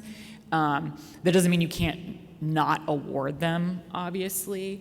But say so we do like a formula for Mm-hmm. any grant. We would need to necessarily fill out a matrix for each of our 48 public libraries, right? I guess I'm not fully understanding. You just have is this your formula? We have a formula. Okay. Yeah.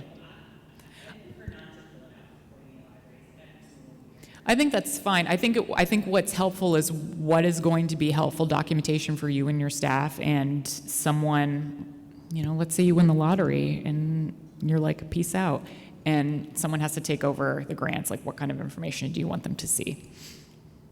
Mm-hmm.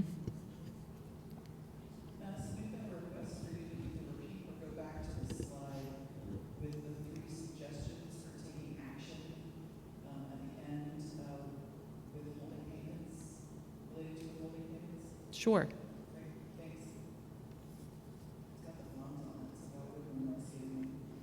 Yeah. The Fawn's providing training to his peers. And this is, to be clear, this is in 2 CFR 200.339 for remedies for noncompliance, and they list specifically temporarily withholding cash payments pending correction, disallow part of the cost or an activity, wholly or partly suspend or terminate the award, initiate suspension or debarment proceedings, and withhold further awards for the project or program.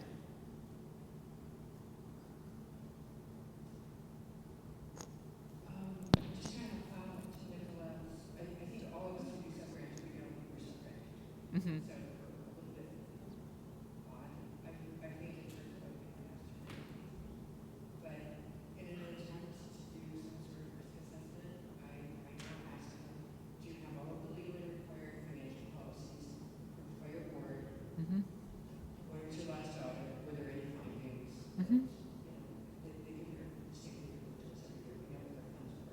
Mm-hmm.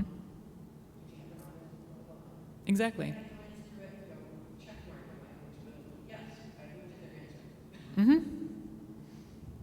Yeah, that's great. So following up on the equipment disposal, is that the Oh, the equipment disposal? Mhm. Is that forever? So as long as that equipment exists, they have to ask for, there's no depreciation or anything, If and then there, it goes yeah, away? if it that's determining the fair market value. So if it has depreciated in value, and you find that the current value is under $5,000, you don't have to ask us. Okay. But you do have to do that current market value estimation. And then inform you that it If it's over $5,000, we need to be informed. If it's under, we don't need to hear anything. Okay, and then if they were to transfer that equipment to another, I don't know, another library with your permission, then the reporting responsibility also transfers to them? Well, if it's outside, yes, that's true. Okay. Yeah. No, I'm second guessing that.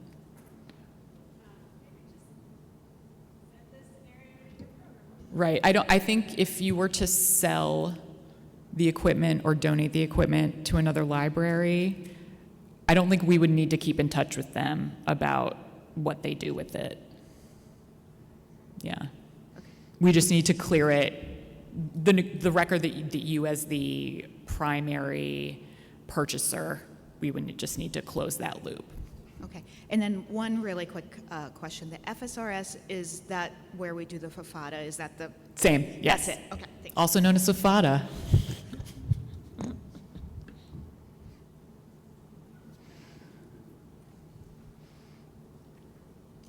Great. We have a few minutes. Thanks, everybody. Oh, we have one more? One more. Gotcha, yeah. So typically for the de minimis rate, it can be claimed if the organization or agency has not had a negotiated rate in the past. I'm assuming that's the case here. So if, for example, they had a negotiated rate that was below the de minimis rate, they're basically stuck with that. It's not the case that they can claim the de minimis rate because it's higher, even if they've had a negotiated rate. Like, IMLS is not going to allow that. Have you seen instances of a negotiated rate that's below the de minimis? That's been lower, yes. Oh, wow, okay. That's unfortunate for them. Because what's interesting about that is that if someone has a negotiated rate and it expires, they can go back to using the de minimis. So I feel like you could use the de minimis. I've just never heard of that instance. Yeah. Yeah, I guess if your active rate is lower, you have to use your active rate. Yeah. One more question. In the 2021 changes, they talked about a clearinghouse for the indirect cost rates. Oh. Have you heard anything about that? I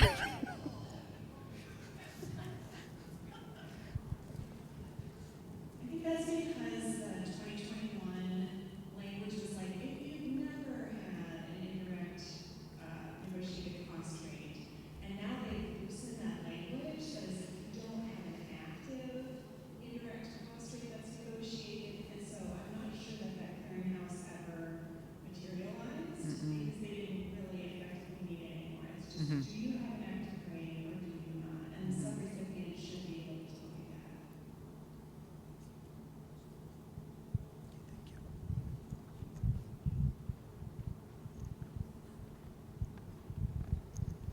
Still on indirect, you might have covered this before, but I just want to clarify, if the sub-recipient has an indirect rate, negotiated indirect rate that is much higher than 10%, they can choose to go lower. They can.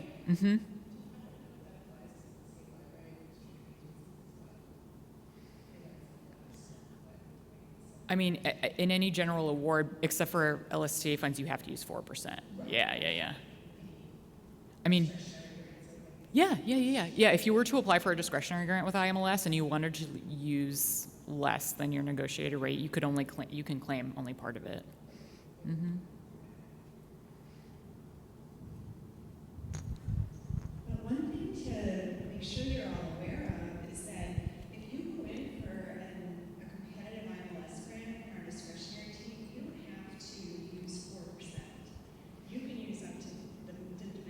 yourselves if you don't have a negotiated rate. And if you do have a negotiated rate, you can certainly claim that. And to follow off on that, some people choose to use less than their negotiated rate because they feel like it makes them more competitive, but their agency who is controlling that has to grant them the waiver to essentially like defer it or something like that, or not defer it, where they're actually saying it's being waived. And now this is turning into a discretionary thing. If you no, that's good. If you're interested in applying for a discretionary grant, we can't. And a lot of universities apply for grants, and university indirect cost rates are notoriously very high. We can't say that a lower rate is more competitive when we're doing review. Like we can't be like, ooh, 55% of that grant's going to go to admin. That can't be considered when we're reviewing the grant projects.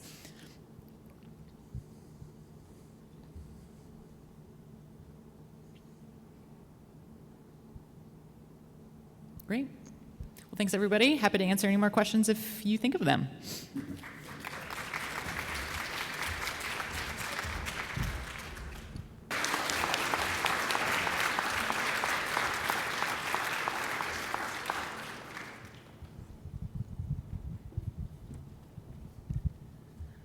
I think that was the perfect amount of cheese. And thank you, Cyndee, so much for your time with us. We collectively appreciate you.